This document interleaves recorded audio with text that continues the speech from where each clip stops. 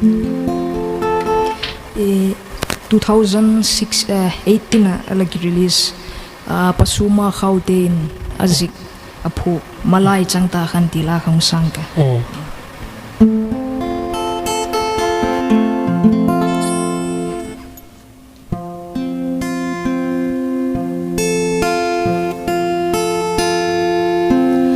malai changta khan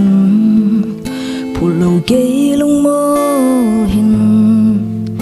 lalung siat na kalatsan tekha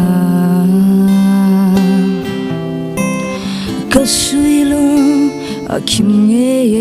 trôi đàn thiam lu hopin mo lalung siat na nau bang kalalo mai mit ka sing zo puai su dia chân ki hay tamale lung la ya hin la at sam bang zing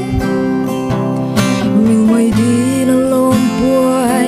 nau bang lay pom lai ni te kha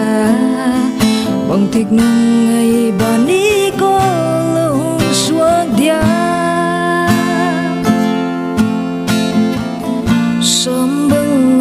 hiền tamalen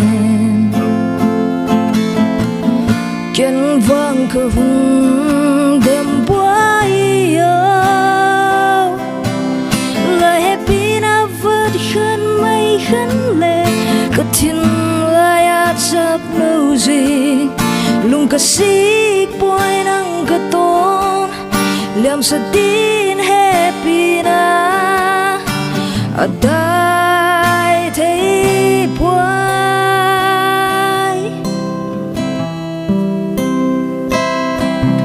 sốt lâu lung xiết na cả chân gia kiên mô luôn thì nu sen lâu nu mà lên lung ca si buai đi nang ca ton nang bang inem thiam lo hin lai dom sung mil ni rom din mai mit ka sing zo puai kum su zia chân ki hay tamale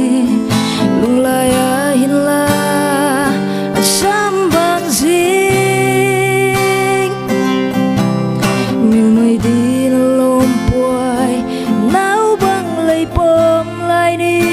kha